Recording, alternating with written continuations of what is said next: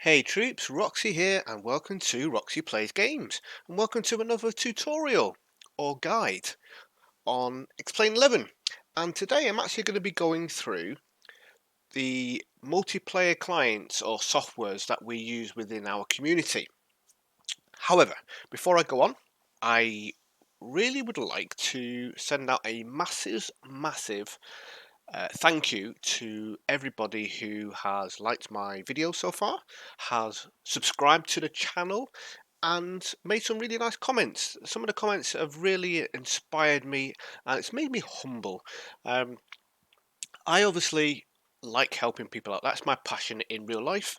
I'm a personal trainer and nutritionalist, so helping people is what I do for a living, and it's what I enjoy doing. I've been doing it for many years, over 20 years now. But I love gaming as well. So for me to be able to game and help people out gaming, then it's obviously it's a win-win, isn't it? You know, you guys win, I win, everyone's a winner. And it's like I say, it's my passion. So a massive thank you for everyone so far. And if you're new to the channel, and you enjoy it, then please give us a like and subscribe to the channel. Costs you nothing and it lets me know that I'm doing something right. And obviously if I'm doing something wrong or you have some tips or advice to make me a better person, a better YouTuber, so to speak, then please let me know. It's not my passion or my ambition to be a multi-million subscribed YouTube channel. It's not going to happen, but I would like to help as many people as I can. So, moving swiftly on, the purpose of the video today is to go through the multiplayer clients that we use in our community. So I'm part of a community called Sims and Stuff, run by a guy called Steve Chester. I shall put a link to his YouTube and his Twitch and obviously the Discord as well in the description below, so that you can go over and give him some follows and likes and stuff, and obviously join in with the Twitch stream when he's streaming. Great guy, great community, and what I wanted to do is not steal his thunder, so to speak, but basically we've been getting asked a few times on what software do we use so that people can see each other within Xplane. Obviously, there are other games that we stream, but mainly going across to Xplane. What software do we use? How do you install it? And all the usual questions that everyone will ask, including us when we first started out. So I have been helping a couple of people out recently. One guy I was helping out last night, and I thought, you know, so I need to put a video together. And the main reason being, is it's obviously it's going to be hard for people to try and catch me when I'm free and available to waffle on for however long it's going to take, and I waffle on quite a lot. I definitely should probably be a streamer because I can sit here and waffle on for hours, even if no one's listening. Um, but then it'll probably drive people away, wouldn't it? So maybe that's not such a good idea. Anyway, going off on a tangent, waffling as I normally do. Um, but had a few people have been asking what to do, how to get all set up, and I thought, you know, so I'm going to put a YouTube video out there. I've actually been onto the forums for this one particular, or the first one I'm going to talk about, and there is no videos. So I'm actually going to shamelessly put a link to this YouTube video within his forums to hopefully help other people out as well. So the first one we are going to look at is this beauty here called xflightserver. .net, and what this does is it enables you to see other planes within your gaming environment, mainly obviously being Xplane 11. As far as I'm aware, uh, you need to use other software to be able to use FSX and P3D. I think you need to have a program called Swift, but obviously I don't play on those platforms. I'm not 100% sure. So if you are on those platforms, I'm afraid you're going to have to do a little bit more research. However, we're talking about Xplane, and let's get ourselves in. So what we need to do, we need to go to members and we need to sign up. It's free, costs you nothing. You can donate if you wish. I have donated a small sum of money to this fantastic client software, and straightforward enough. Name, surname, email address, password, repeat password, the country that you live in, and your home base airport code. Now, I will tell you, you can put any information in here. If you're one of these secret people that doesn't want anyone knowing who you are, it makes no difference. But you will need to put in a valid email address, because you will get information emailed to you, and if you don't have this information, then you won't be able to log in, and if you forget your details, you won't be able to do a password reset. Okay, so that's the only one that I would say you have to do. The rest of it, I'll just leave that down to you. Depends on if you're James Bond and need to be hiding your identity. Okay, the next thing you need to do is go to Files and Links. Choose your chosen platform that you use. I'm on Windows. I'm going to click on Windows, and then I'm going to click Download. I've already done this to save a few seconds, so let me just bring that particular file across.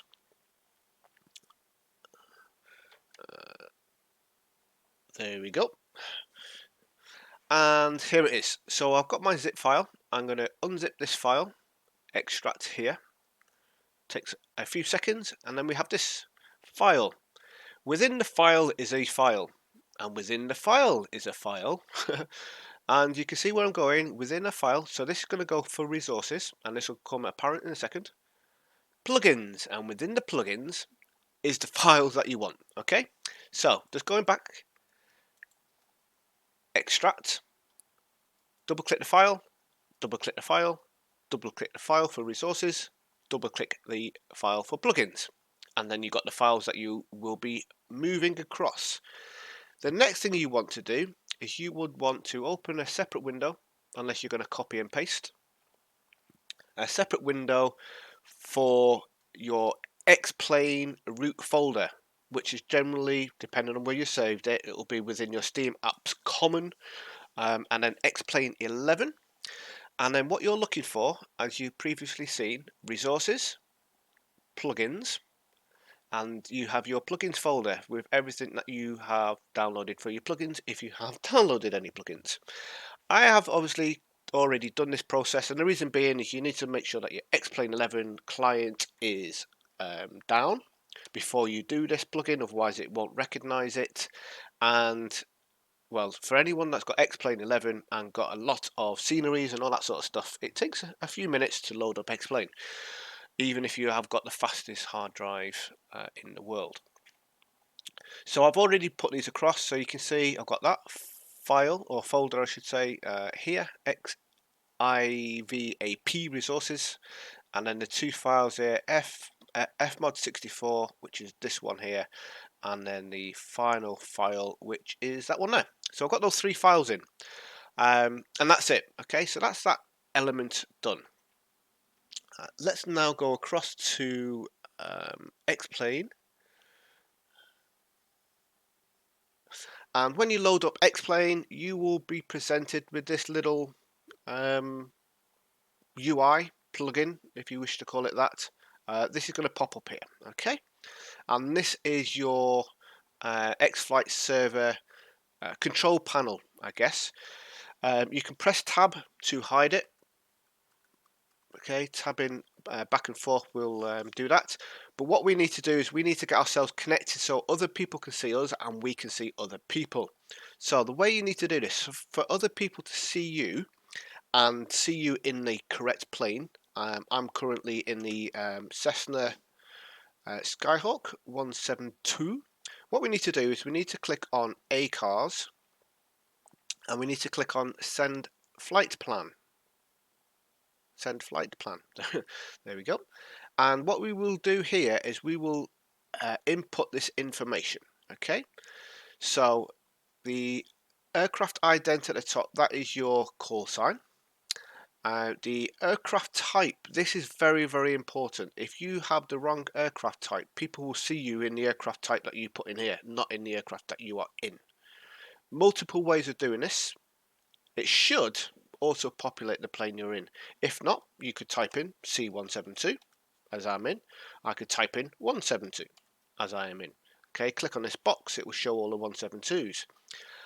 If I wasn't 100% sure, I could type in Cessna, and it'll show all the Cessnas that I could choose from. So let's go back to our Skyhawk 172. So like I say, that is the most important part. If you don't have that correct, then your fellow pilots will see you in a different aircraft from what you are actually in. Unless, of course, you wanted to trick them. The next things you would want to do is your departure airport and your destination or your arrival airport. You need to obviously put in the codes for them. This will show up on the map, so people can, when they click on your plane, out of interest, they will be able to see where you've gone from and where you're going to. You can put an alternate in. If you know your EET, which you'll get from Simbrief, you can put that in there. Personally, I do it sometimes, not all the time. The main ones that I do is the arrival and departure airports.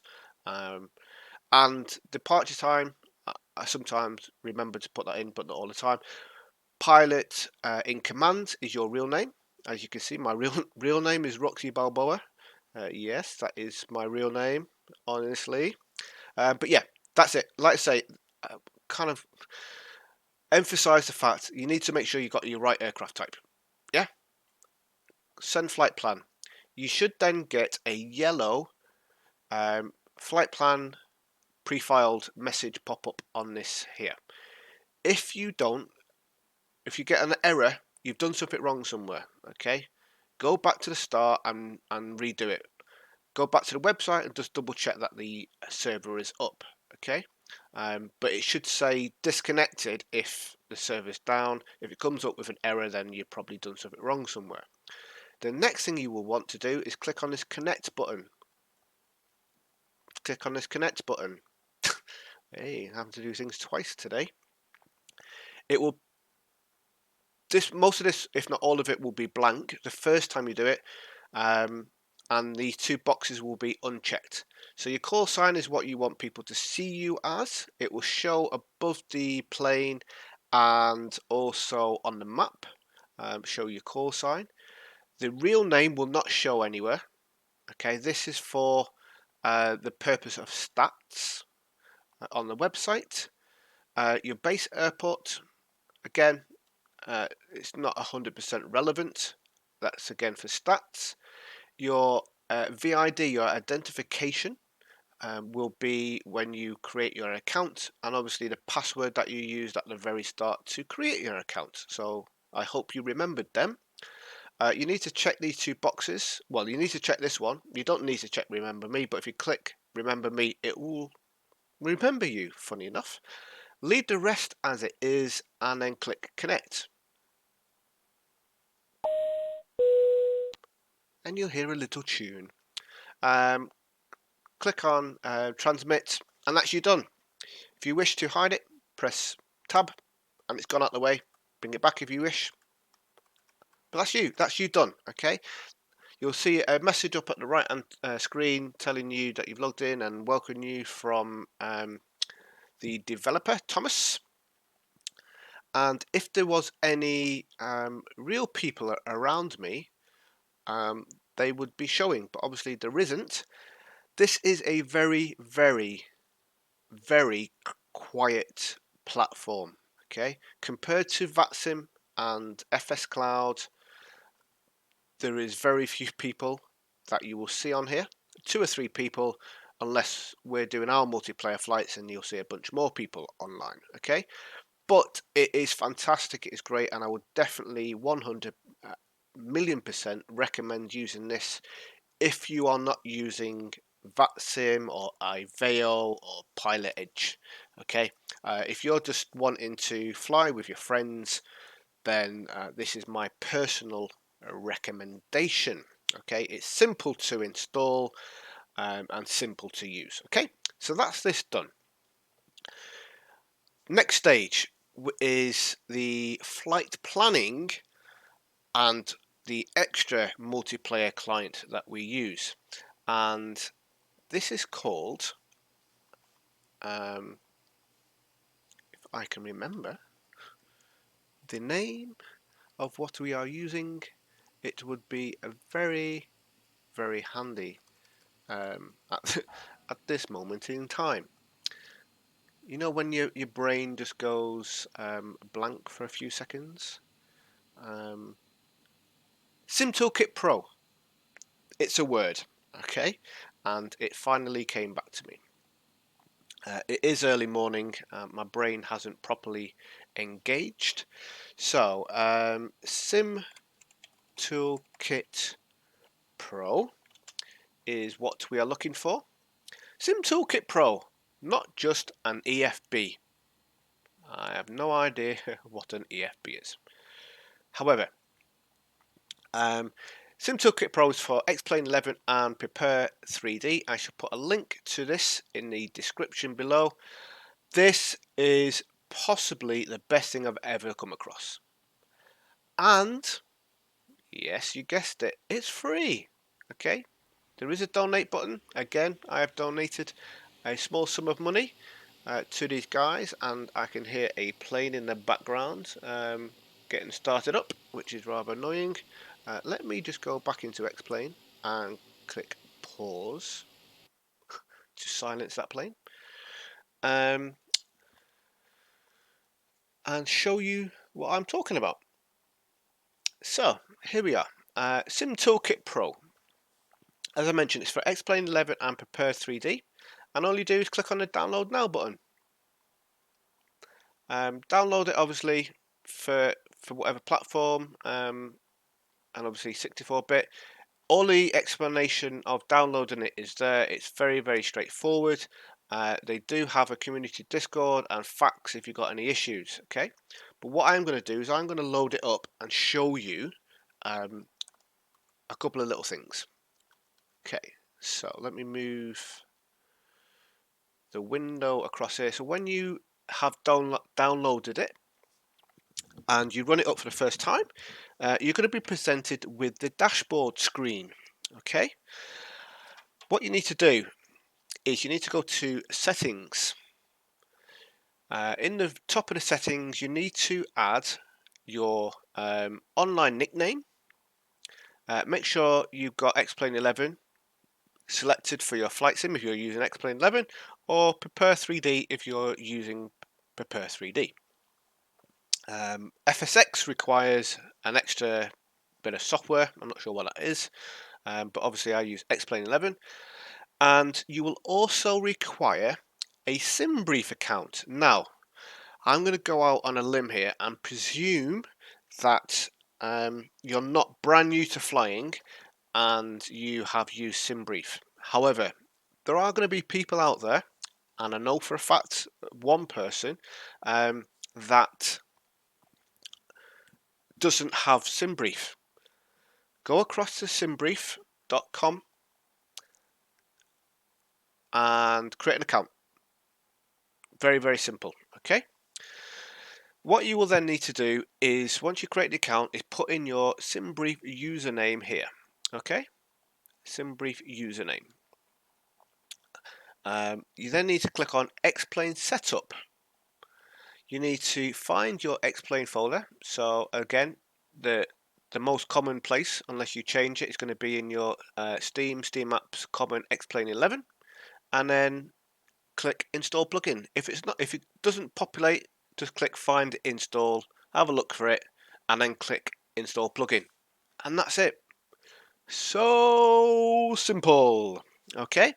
Again, the simplest plugin that I have discovered for Xplane 11. Some of them you need to have a rocket science degree and be a biochemist and that word. Okay, as you can tell, I'm not one. So that's the only two things you need to do: your online nickname and Simbrief username. and connect to your Xplane exe. Okay, the rest of it is, well, if you use Twitch, you would put in your Twitch details. If you want to change your colors of your map, you can do.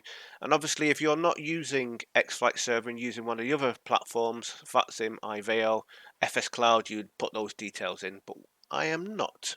Okay, and that's it. Right. So again, I'm presuming that you're using Simbrief. You know how to download a Simbrief flight plan and put that information into your plane. If you don't, then I would recommend watching a YouTube video on Simbrief and how to install the um, file into your plane. It's fairly simple. I probably should do a video on that, and I may do at some point, but that is not the purpose of today. I just want to go through the multiplayer clients. Okay, so once we've done that bit of information, we can then go to flight planning. Oh, no, sorry. Let's go back a step. We need to go to your profile and then fleet. We need to add planes to our fleet, otherwise we won't be able to plan a flight. Okay, now obviously for you this is going to be all blank. Very straightforward. Go to manage fleet and airframes, scan Xplane 11, and it's going to scan your Xplane 11 folder, and it's then going to populate every single plane along with every single livery for that particular plane. Now obviously this is going to be time consuming if you wanted to add every single plane and every single livery to your fleet. You don't need to. You only need to find the planes that you are flying and just pick one of the liveries. As an example, if I wanted to have the Bell 412 with the Bristol livery, I would just click add to fleet. Now here's the only frustrating thing. This is linked with Simbrief, and for those of you that use Simbrief, you will know that not every single plane is in Simbrief. Okay, it only has a selection, and to be honest, I mean it seems like a big selection. It isn't. Okay, a lot of the planes that I have and helicopters aren't here, which is a bit of a bummer, because then what you need to do is you need to find something similar to that particular thing. Registration can be whatever it is. So let's say I want to have my registration as ROX 333. That is what will show in the details, which I'll show you in a second. Your airline, let's say we're with BAE or BAW. Okay, you select your airline. Aircraft location, you can leave that blank, or you can put in where you want to pretend your plane currently is. And again, if you've been using Simbrief and you've created a aircraft frame ID, you would put that in here. Okay. Once you've done that, and you've done it for, I would recommend just doing the one or two planes that you are currently flying, and then later on adding in more. You will be presented with this. Okay, so you've got all of the planes. So you've got the plane, what it is, the registration of the particular plane, your airline and the airline code of choice, the location. If you put in a location, if you left it blank, then it will show here, location not, I'm at not place.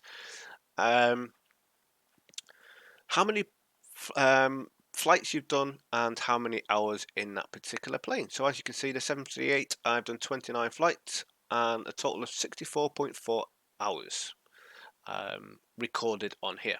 You can go in and edit stuff and change it around if you wish. If I wanted to put in BAW for that, if I wanted to change my registration to ROX 738, I can put that in there. If I wanted to add an image, okay, I can go in here and add an image. So then you can see these ones here. I've added an image from a screenshot that I've had for those particular planes. So that's your fleet done, okay? Once you've done your fleet, you can then go and create a route. And it's really, really simple. And for those of you that have used Simbrief, you'll be very familiar with what you're going to do next. For those of you that haven't got Simbrief, again, go and watch a YouTube video on Simbrief and you'll be familiar. Generate a new flight. We're going to put in our departure airport. So let's say we are at EGNS and we want to fly to Liverpool at EGGP. The aircraft. Now this is, you're going to search your fleet for the aircraft you wish to fly. So multiple ways of doing this. If I wanted to fly the 172, I could type in Cessna and it won't show. I could type in the aircraft type 172 and it will show. So you need to, it won't show everything. If you type in, like I said, Cessna, it won't show because it's not typed in or recorded as a Cessna. If I was to type in 172 or C172, it will show. I could also type in the airline. So if I was looking for anything that I've got under British Airways, it will show all of the British Airways planes. Okay, so I've decided I'm going to take my 172. Now, some of you may be saying, why have I got two 172s? Now, in my fleet, I have got a Robin 401. The Robin 401 is not on Simbrief, so I've gone for something as close to as I could find within Simbrief, which is a 172. So what I've done is in my registrations, is one of my 172s, I've called it the registration 172 Rocks, and the other one I called Rocks 401. So I know the difference between my 172 and my 401 for the purposes of recording my flights. We then need to give it a flight number. This can be whatever you wish. I always do Rocks 333. This will show up on the map. If you want to give yourself a call sign, departure date and time in Zulu, and then generate plan.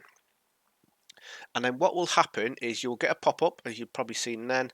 That will, for the first time you use this, it will ask you to log into Simbrief, hence why I said you need to have a Simbrief account. After that, it will just load in as it has now. Right, here comes the complicated part, I guess you could say, but I'm going to try and explain this as easy as I can. All the information for your flight is here. So you've got your departure airport, this is one segment. You have down the bottom your arrival airport, this is one segment. In between those two segments, you may have multiple different things. You may or may not have a SID. As you can see, I don't have a SID. So basically, a SID and a star, which is at this bit here, is predefined waypoints to get you from A to B. So some airports, after the departure, will have a SID. So you'll depart the airport, you get to the end of the airport, you'll then have a bunch of waypoints that will take you away from the end of that airport. If it doesn't, you will generally, not always, but generally fly on heading mode and maneuver yourself to your first waypoint. Okay, because sometimes it might be at a completely different angle or at the opposite end of the runway, depending on which runway you've taken. After your SID, you will then have your en route waypoints. This may be one, it may be a dozen, okay, but you'll have your en routes.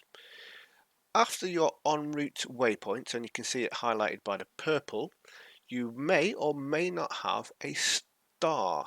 And again, this is the same as a SID. It will be a predefined set of waypoints to get you in the direction of the airport. You then may or may not have a transition. And again, that will transition you from the last waypoint of your star to the approach for your runway. And then you will have your runway. So as you can see, you got all of these all the way up. Now you can, in 95% of cases, change any of these elements. So if you wanted to change your departure runway, sorry, you can change. If you wanted to change your star or SID, you can change them. Now there is no SID for this particular airport, so I can't change it, but there is stars, and I can change the star if I wanted to. And when I look at the star location, it will show a green line of where that of those waypoints. Okay, so I can obviously find one if I wanted to find something maybe a little bit more relevant for where I was going. Simbrief isn't too bad, but it's not 100% accurate. Sometimes it will give you something really random and you may want to change it. Again, with the transition, you can obviously do that, and your approach you can delete or amend if you wish. You can hide particular legs if you didn't want to go to, let's say you wanted to go straight from Timis to a Dandy and you didn't want to go to Incob, you can click on this little eyeball and you will no longer see that waypoint. It won't reflect your downloaded flight plan that you put into your plane, but it will show on here. Okay, once you are happy with what you've done, you click Fly Now. You'll then be presented with your Simbrief that you would normally see in the web browser. It's here now, so there's no need to open up your web browser ever again. Okay, it's all here for one tidy little place to look at. On the left hand side, you've got your departure and arrival airports. You have got the elevation for them, the runway that you have chosen, the heading for those particular runways. If the runway's got an ILS, it will show the ILS frequency and the heading that you need to set for that ILS frequency. You've got your radio frequencies. You've got your METAR if you want to have a look at your weather and do your QNH, and TAF if you're from Wales. That's a joke, by the way. So it's all done. That's it. That is you all ready to go. You can then click on the map. There's two maps. You've got Live Map 2.0 beta. As it says, it's currently in beta. You've got all the settings for your different things up here. I personally don't use this. I use the live map. Now, this is the original live map. It's what I'm familiar with. It's what I like using.